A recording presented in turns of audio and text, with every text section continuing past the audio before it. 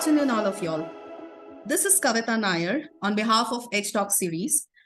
We wanted to speak today on something called as emotional intelligence. Now, what is emotional intelligence? Most of us know about it. Most of us have dived into it. Most of us has known what it is.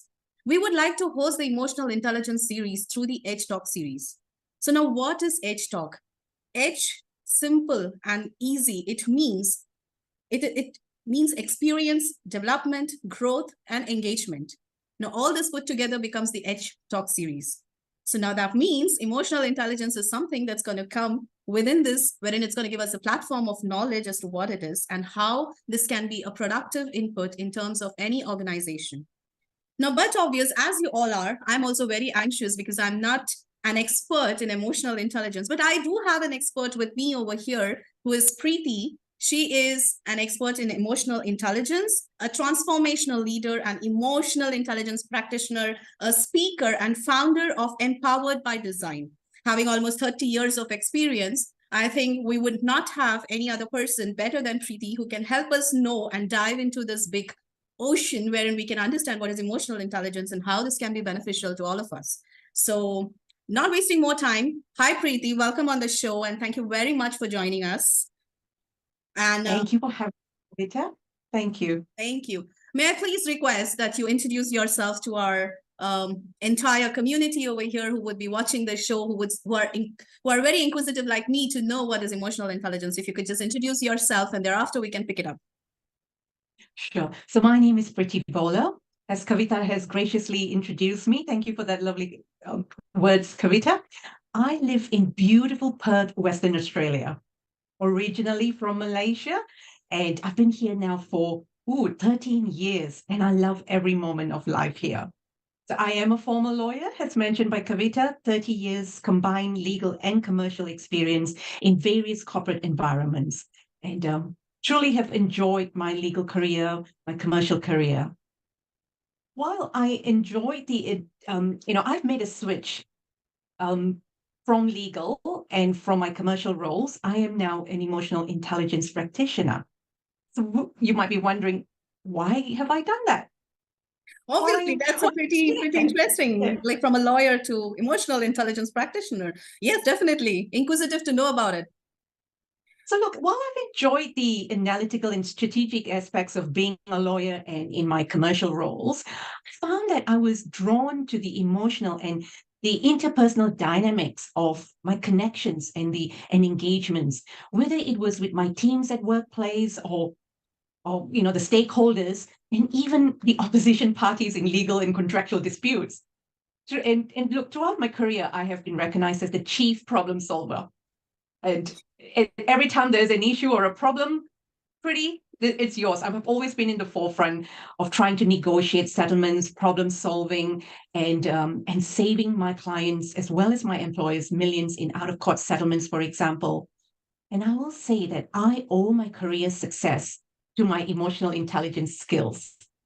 And I want to also say that, for me, I actually, these competencies, I learned it many years ago because I knew as an employee then, I wanted to stand out from the crowd.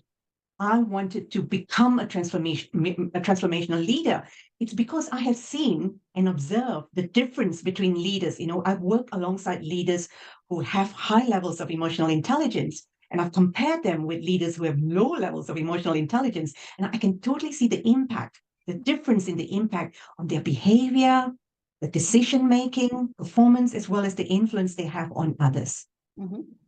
And I also want to add that on a personal level, I knew I had to have emotional intelligence skills because I wanted to transform my life, my personal life, from someone with a fixed mindset to becoming someone with a growth mindset.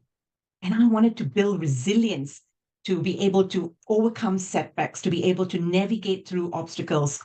And of course, to be a positive influence, especially being a parent. I wanted to be a positive influence to my son then, and then, of course, as a leader to my teams and the community.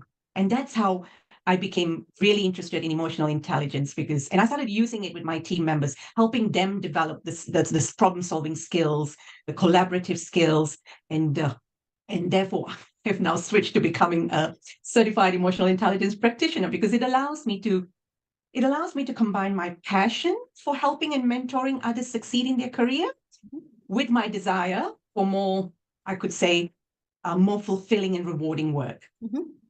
Interesting, Preeti. Yeah. It's a lovely intro that you could give us. It's amazing to know your entire transformation and what has led you towards emotional intelligence.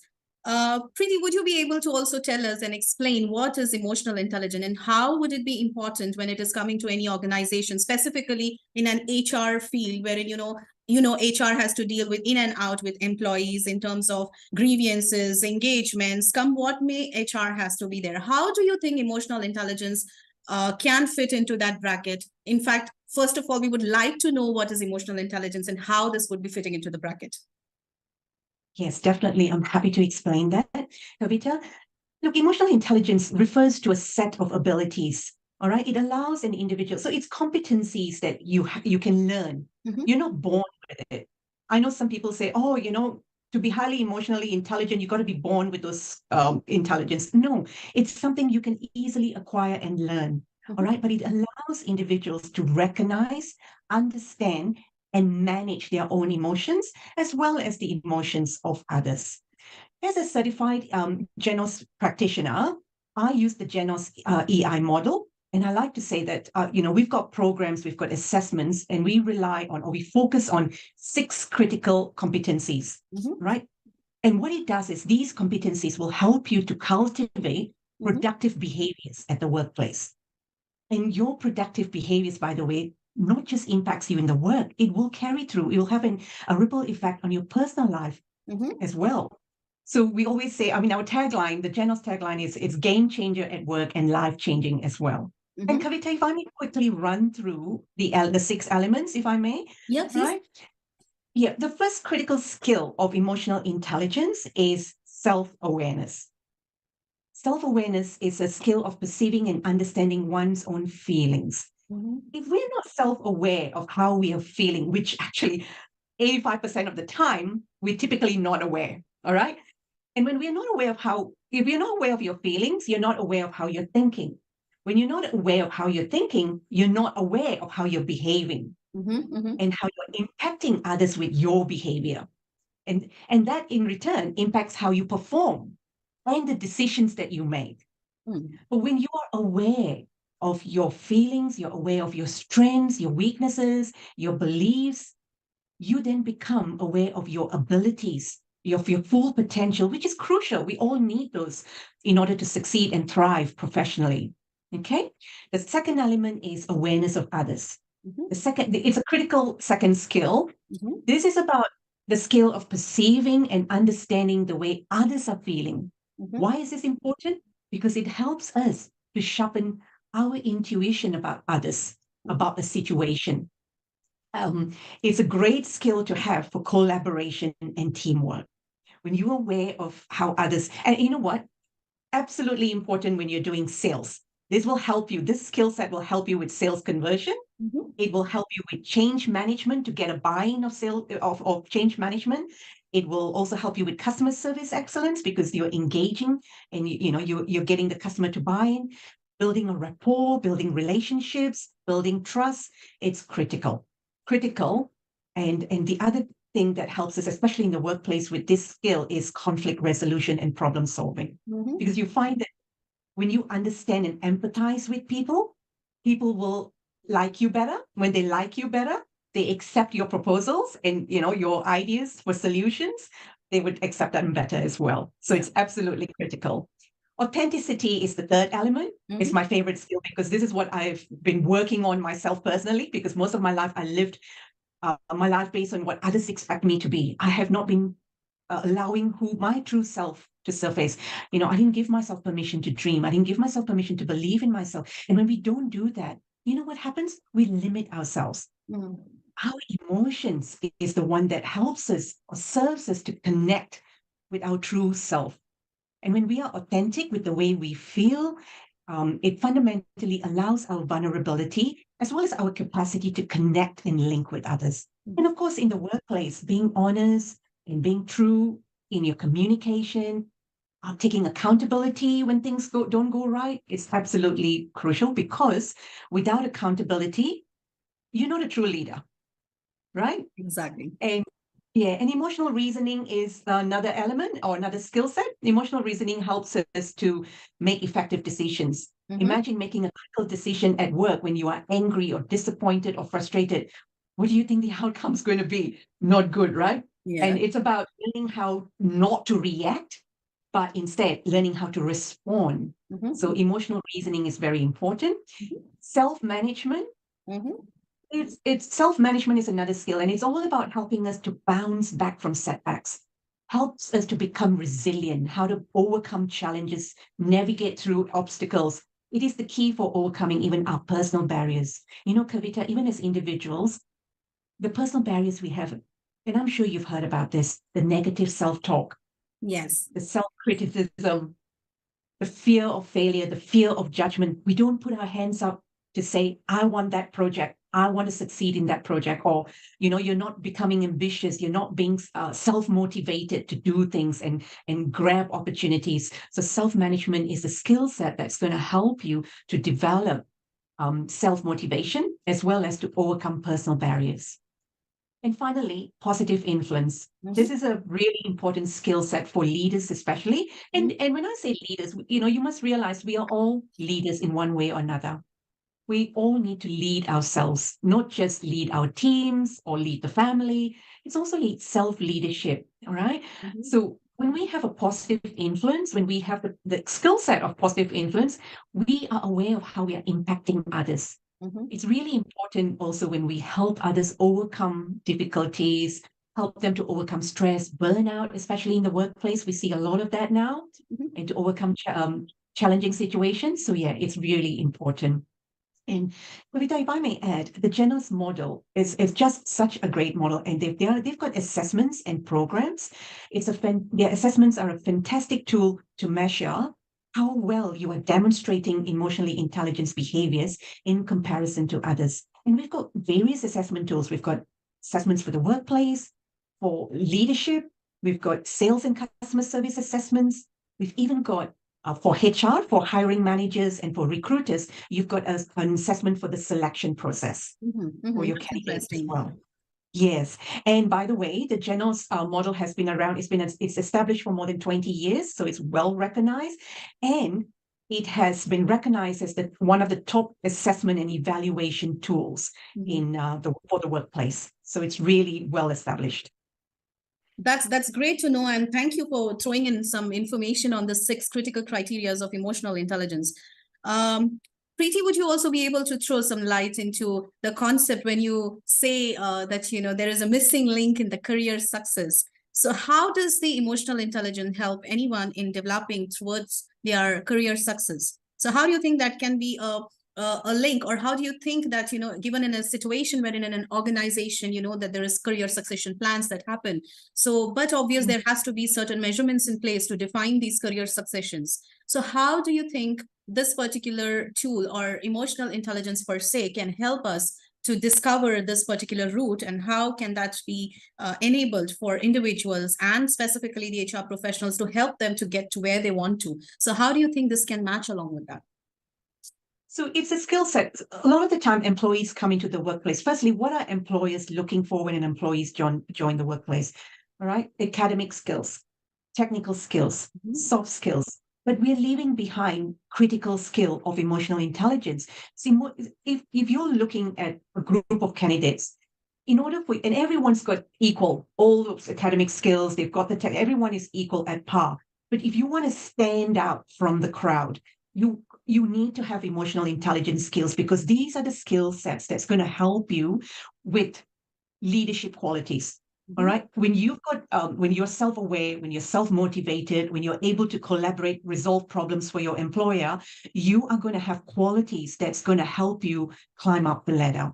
All right. You're going to be self-motivated. So you are going to be able to grab the opportunities that's being put forward to you. You're going to be able to have your voice heard at the table. All right. So these skill sets are important. In fact, there's so many studies. There are plenty of studies and research that has shown that employees with high emotional intelligence actually had better job performance or higher job performance. They are, even when they look at the higher job performance and job satisfaction rather, what happens is you've got a tendency to stay on with the company as well. So it helps the employers with retention of employees. You don't have to keep hopping from one job to another. You are fulfilled because you are able to achieve every milestone that you would have set for yourself. All right. Through your self-awareness, you know the goals that you want to achieve. All right. Through self-management, you are able to overcome the obstacles that's going to get in the way of your goals, for example. When you are having awareness of others, you know when is the right time to approach the boss for a promotion or for that increment. So these are going to be skills that's going to help you. It's like a compass that you're going to have, like a GPS that you're going to have that's going to help you. All right. And a lot of the, look, like I said, there are a lot of studies that have shown, in fact, there's a study by the Harvard Business Review that found that, I think it was Harvard Business Review that found that high levels of emotional intelligence in leaders lead to great organizational culture and employee engagement. And employers want employees with high emotional intelligence because and of course leaders have to have high emotional intelligence as well because they have to, are the role models. It helps to eliminate toxic work culture. So if I am in an organization that has a toxic work culture, I'd rather leave. I'm not going to stay on. And when you keep leaving, how are you going to keep getting promoted within the same organization, right? So the other thing I also want to highlight is there's also a study by the Center for Creative Leadership that said that when you have high emotional intelligence skills, you are able to manage people better. You're good at resolving conflicts, like I mentioned earlier, but you're also good at building camaraderie or building the teams. And there is that when there's that level of team engagement, trusting each other, you will help each other grow. Okay. And that's when you're able to show that as a manager, as a middle management, for example, you are showing or you are demonstrating great leadership potential. And that's what you want in order to progress in your career, right? Right. And, I guess one more study that I really want to point out here is the Consortium for Research on Emotional Intelligence in Organizations have found that companies that promote EI or EQ, I'm using EI and EQ interchangeably, in the workplace have a higher level of employee productivity and organizational profitability. Oh, that's so amazing. It's not just you. Yeah, it's not just you as an individual growing and progressing, but it has a huge impact on the bottom line of the company. Oh, great. That's a good research. In fact, would like to dive in more into the research.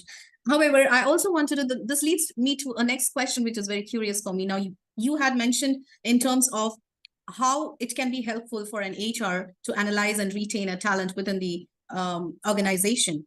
I would also like to understand the other side of the shoe.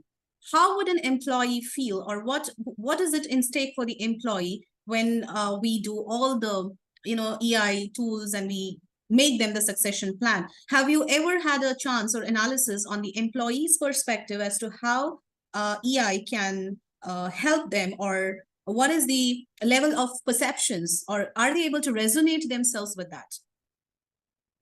I must say that just before I answer that question, Kavita, I just want to point out that, you know how we are currently in the era of AIs, right? Artificial intelligence. Yes.